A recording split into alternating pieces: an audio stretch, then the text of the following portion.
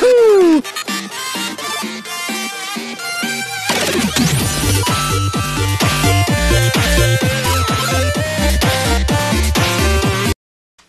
to my WWE Fastlane 2019 immediate recap and reactions to give you guys every match that went down, everything that happened, and all the winners and results for this match. Well, for this event, not just for this match that we just saw.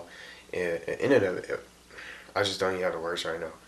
I'm gonna miss this division, and I thought I'd wear this because one of my favorite tag teams, DX, is going in the Hall of Fame way before the night before WrestleMania, April 6th. I can't wait to see these guys, and well deserved for D-Generation X, and definitely one of my favorite tag teams. And what I just saw was one of my favorite, another tag team, and an end of an era of this duo that would just never be seen ever again. And then people like superstars like Dean Ambrose, I just feel bad for him. Very underused. But I'm going to talk about it just later on in the video. But I'm going to go through every match one by one, and I'm just going to try to speed through some of these because some of these weren't really all that long of matches. And then I just got to say, that Shield match was the match of the night. That's my match of the night for sure. And there was one other match that I really enjoyed as well. But the kickoff show, just to start, we had Xavier Woods, the New Day's Xavier Woods and Big E taking on Shinsuke Nakamura and Rusev in a tag team match. And just as I predicted, Xavier Woods and Big E came out on top with this.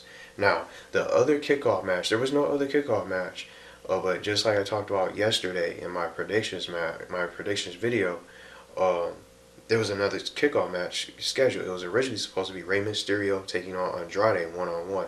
I was really excited to see this. Would have got even better. So instead of being on a kickoff show, it was announced during the preview that the Rey Mysterio and Andrade match was canceled, and it was originally and it turned into a fatal four-way for Samoa Joe's United States Championship. Now, just like I predicted, I knew that they would probably put a U.S. title match together for this. I didn't think it would be a fatal four-way all over again, but it made it even better. So it was moved from the kickoff show to the main show, which was cool. As if the Rey Mysterio and Andrade match one-on-one wasn't going to be good enough to be on the main show, because it happened multiple times, and the crowd just really enjoyed seeing these guys go at it with this continued feud. So this was later on in the main show, but this didn't happen yet.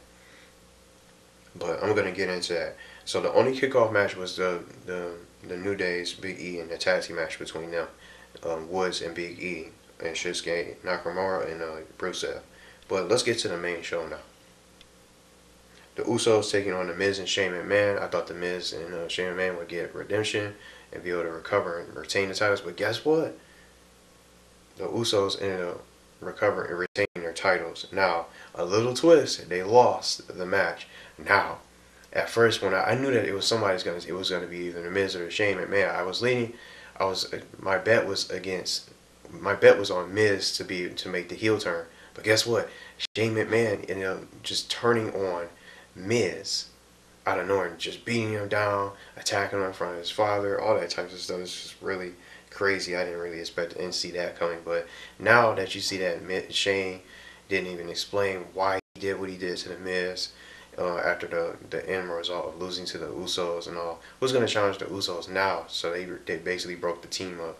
Now it's going to be the Miz and Shane McMahon guaranteed at WrestleMania one-on-one, and I think the Miz is probably going to obviously win and get revenge on Shane.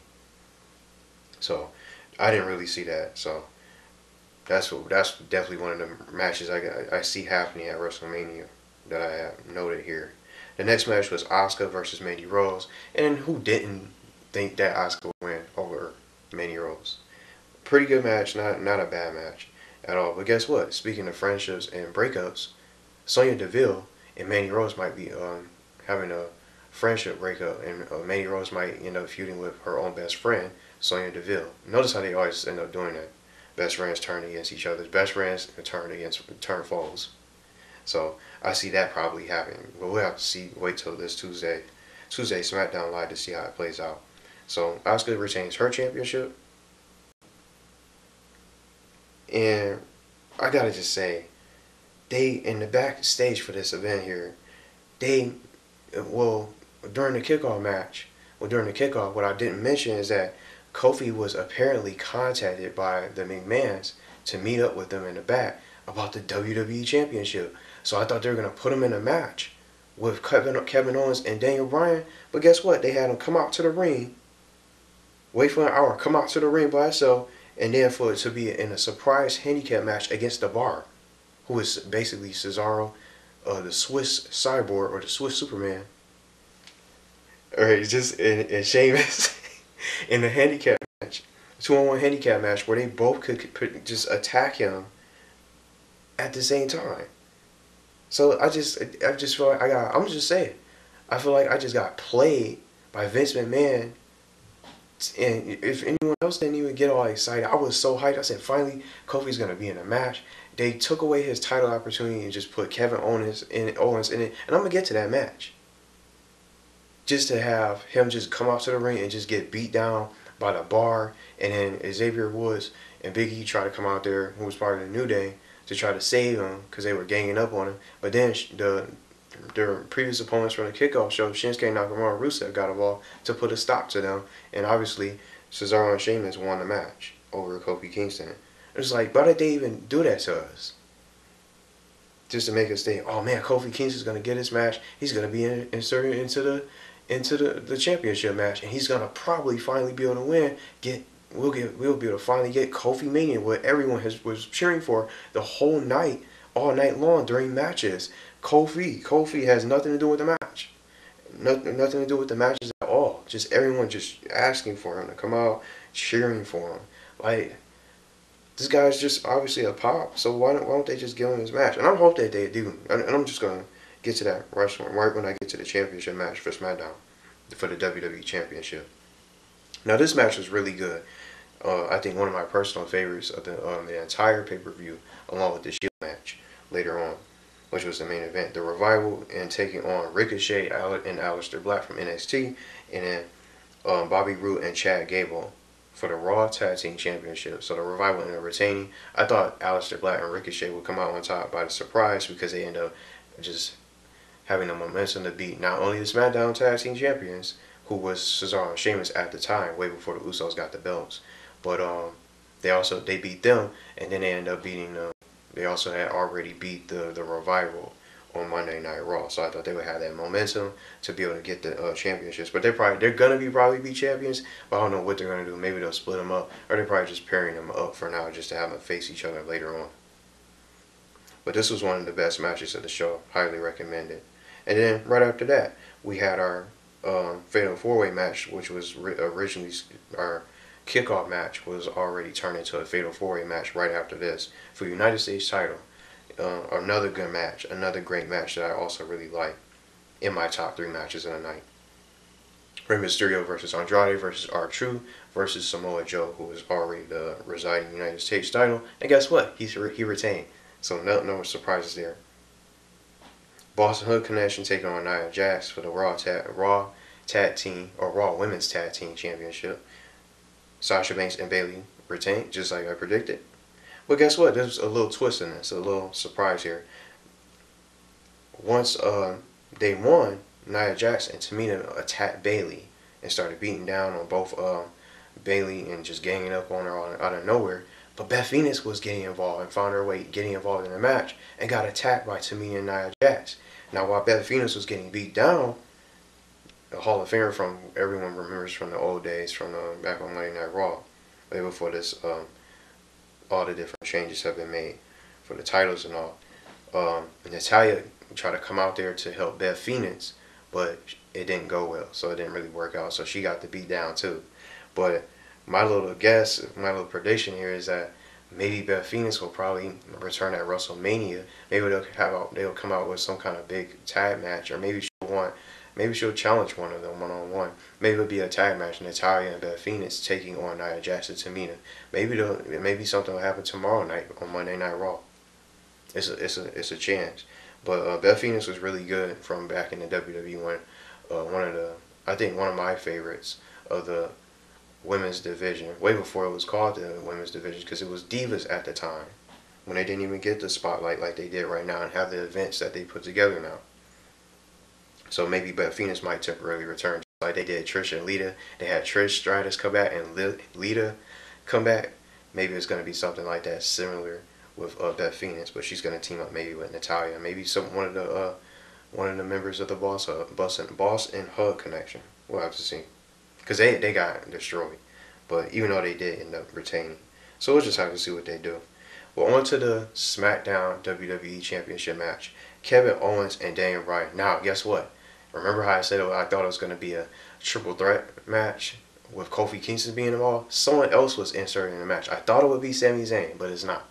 It was Kevin Owens and Daniel Bryan, originally supposed to be one-on-one, but they made it a triple threat match anyway, and they brought back Mustafa Ali, who originally was already supposed to be in the Elimination Chamber match from a few events ago. I think the previous event, the previous pay-per-view of WWE Elimination Chamber, because that's the reason why Kofi Kingston was in the match in the first place, because Mustafa Ali was injured. So they got Kofi Kingston in there as a replacement for the time. So right when I thought he came back and was inserted in his match, I thought maybe he would probably end up winning. But I picked Kevin Owens as one of my prediction. I picked Kevin Owens to win.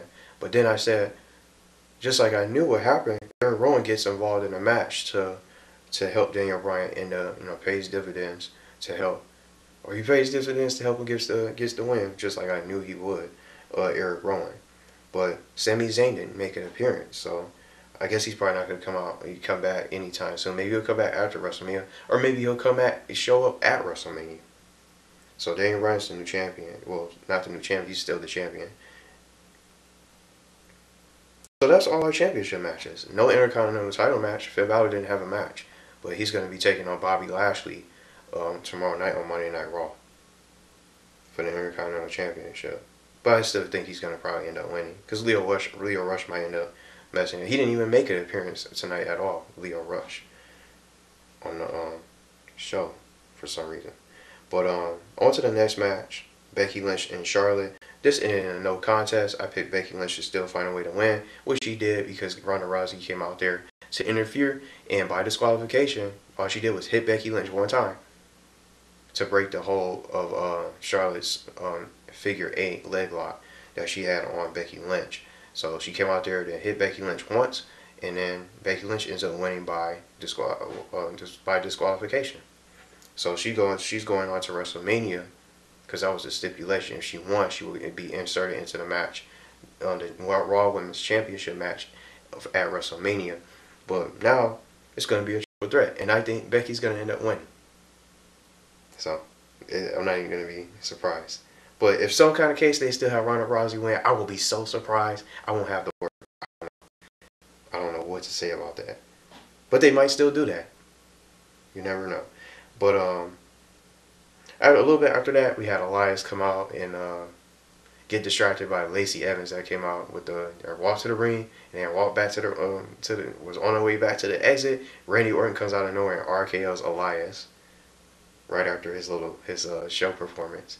And then, just as I predicted, AJ Styles comes in and he jumps off the rope and hits him with the phenomenal elbow, or phenomenal forearm. Almost messed it special.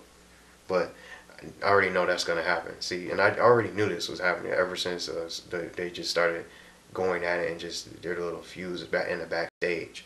AJ Styles and Orton is definitely going to be another match outside of the Miz and Shane McMahon one-on-one at WrestleMania. In our triple threat Raw Women's Tag Team match, Seth Rollins and Brock Lesnar, we're going to have AJ Styles take on Orton, and AJ Styles take on Orton one-on-one at WrestleMania. That's going to be one of my matches that I think it's going to be pretty good. Both superstars are good. But I just don't know what they're going to do with the superstars after this feud. What are they going to do with AJ, and what they're going to do with Randy Orton? Will he ever get another title shot? Or maybe will AJ Styles be back in the title picture afterwards? Who knows? But our main event, The Shield, one last time, the memories, I'm going to miss this, taking on Baron Corbin, Drew McIntyre, and Bobby Lashley. So, obviously, The Shield won. Just, who didn't think, but just bet against The Shield. But I knew this was going to happen, so I already knew. I just really enjoyed this. This was the match of the year, well, not match of the year. It's just still early in the year. Match of the night, or match of the event, I wanted to say. And divisions like this, we're not gonna ever see. We're not gonna ever see these duos, this tag team ever again, because Dean Ambrose is not renewing his contract. And something I want to say about him is that I feel bad for the guy. He had a couple championships. I'm glad he was a WWE champion. He was already a tag team champion, and I guess the United States champion, and so maybe an Intercontinental champion. I think he was. I don't even think he held the United States champion out the top of my memory. I could be wrong, but it was an Intercontinental champion for sure. Well, at least he was a world champion, at least for WWE championship for a little while it lasted. But guess where? I know where he's going. He's going to the AEW. Like, Chris Jericho is already over there. Who else is over there? Neville is over there, and then I'm hearing a rumor that a tag team with the Raw tag team, one of the good Raw tag teams. It's already, any superstar can be good in my opinion. But Luke Gallows and Anderson, they're headed over there too. I'm hearing that rumor. I don't know if it's true or anything like that, but I'm hearing they might going to be headed over there too. And I think Dean Ambrose is probably going to go over there because everyone's making the move over there. And then if you guys have seen, superstars like Ty Dillinger is gone. And then all the different superstars that they released, Ty Dillinger requested his release. So they already came to terms and got rid of him, and some other superstars from behind the scenes. So I think some others that's going to be next is Curtis Axel, maybe. Curtis Axel, basically the B team. I don't know what's going to happen with Bo Dallas. I don't even see them on the show anymore. It just makes you wonder, why do they have these superstars in their locker room when they're not going to utilize their talent? And that's what happens to Dean Ambrose. And I can't really blame anybody. Really, I can't say it's Roman Reigns' fault. I can't say that. It's not Roman Reigns' fault. It's not Seth Rollins' fault. It's the writers. It's the way, it's their ideas and what they try to use, and just use the same people over and over, giving them title shots over and over. I think they showed them more love to Seth Rollins and Roman Reigns more than they did show love and give opportunities to Dean Ambrose, because it seemed like they just swept him under the rug and then just had him. He was injured, he came back, and then he didn't really do much. I knew he was going to probably end up turning on Seth Rollins. It was a feud that we never saw coming. I think that was one of the greatest things, most unpredictable things they ever did, which I got to commend the WWE writers for doing that, to have Dean Ambrose turn out of all nights for Roman Reigns, when you feel for the guy with everything that he's going through. But that was one of the most unpredictable things they've done for him. But now, after that, I don't know what else he could possibly be thinking. No, I wish I could read his mind and his thoughts after that match with this last match, because after this, he's not going to be around Seth Rollins and Roman Reigns. Roman Reigns and Seth Rollins is still going to be on Monday Night Raw, or basically in the WWE. But when you think about it, they're not utilizing their talent. They use the same superstars over and over. And that's why I can't blame everyone else that's out there that used to probably watch the show, stopped watching it, got bored of it, because it's the same thing and it becomes too predictable. Well, I still like the superstars, the new talent that they have in the company. But just when you think about superstars like Dean Ambrose, that's what you get. That's what you're going to get when you don't utilize your talent. When you just underuse them, they don't use them properly. You lose that's all wasted talent. Neville, all those different superstars that's making the move to AEW, who knows what's going to be over there? I don't even know I don't know who else is going to even make the move over there. But it's got to be all those other superstars like Ty and all those others that are going to probably get released, that's thinking about leaving the company. They're going to head over to AEW, and that's going to be the next biggest thing. And as they get more of these good superstars from WWE that used to be WWE, and oh yeah, Cody Rhodes, and just all these different superstars, it's going to be a competitor to WWE. And now they're going to be in a desperate time where they want to make these moves, make these different changes, put the choices and the match choices into the people's hands. They're not even doing that. They're not giving Kofi Kingston his championship. Now, if they want to really try to win people over, give Kofi Kingston his championship match that he deserves. Don't replace him and just have other people just take his spot and then just throw him right back under the bus and just throw him back in the tag team division or anything like that. But just being honest, I think they're scared to make that move because of the New Day. Because if Kofi Kingston wins that WWE Championship, then what are they going to do with the New Day? That's a successful tag team division with their gimmicks, throwing out pancakes, and all that stuff, cereal and all the things that they got going on, they had the tag team championships for a while. So I can't imagine what they're really possibly thinking. I think they don't want to make the move for Kofi Kingston, as if he doesn't deserve it. But you give this guy, you give Kevin Owens in the match, as good as he is as a competitor, put him in a match tonight against Daniel Bryan, which was supposed to be a one-on-one. Then you bring back Mustafa Ali, who's also deserving of the championship match, and he's good, very underrated, and well liked. But they weren't even cheering for the guy. They kept cheering for Kofi Kingston the whole match for WWE Championship. They weren't cheering for nobody else the whole night. And if you go to watch this, you're going to just hear that over and over and over. Kofi Kingston, Kofi Mania. And even though he didn't get his shot tonight, I only hope that they give him his championship shot at WrestleMania, because I don't know what they're going to do. And if they don't give his championship shot, I just can't imagine what they're going to do with these other superstars. Like, why you have Kevin Owens come back, put him in a match, replace Kofi Kingston, only to have him lose. Well, most people probably thought Kevin Owens was probably going to find a way to win. But Daniel Bryan still has that same... I love his gimmick. Just even though it's even a heel as a face, one of my all-time favorite superstars in the company of this generation for sure. And you got to admit that that gimmick is good, and he's doing good as a heel. But I wish I only knew what they were going to do and what Dean Ambrose is thinking. But I wish I knew what his... He probably won't even go to the AEW. He probably just stop. But who could blame him? Well, let me know what you guys think about the show. But my top 3 matches right off the top of my head. The Shield match, I'm going to miss them. Best duo ever. I had to get the picture when they did that fist thing. I had to get that. Reuniting the Shield. So I had to get that picture for the memories. I'll never forget that. Just everything that they did. The Shields match, the Revivals match with the Raw Tag Team Championship, and then I'm going to say the WWE Championship match was all in my top 3. Still a good match, even though Kofi Kingston was not in it. Still some good spots, good moves, and all that. Those are my top 3 matches. The Shields match with Baron Corbin, Bobby Lashley, and Drew McIntyre. The Revivals tag team match, tag team defense. And then I'm going to also go with just the WWE Championship match. So I just only wish, I don't know what they're going to do now. Since Kevin Owens lost, who's going to get that championship opportunity now? Are they going to just continue to play Kofi and sweep on the rug, or will he finally get his chance at me? We'll just have to see. But let me know what you guys thought about this event, and what were your favorite matches, and what you guys might see, what you guys think what will happen at WrestleMania for the championship matches, and what you guys enjoyed the most about the show. But that's our last event. This is the last event for the show. So we're just gonna have to wait and see what they do for WrestleMania. So we still got what, 4 weeks? So it could be anything. The next 4 weeks, anything can happen with these superstars. Someone could leave, someone could get replaced. Some surprise superstars like Sami Zayn could come back, Bray Wyatt, the whole Wyatt family could come back. We don't know what's gonna happen. So thanks for watching. We'll just have to see what the writers do going forward, and hopefully they'll just listen to the people instead of just trying to do things on their own and just make things worse and things just become predictable all over again.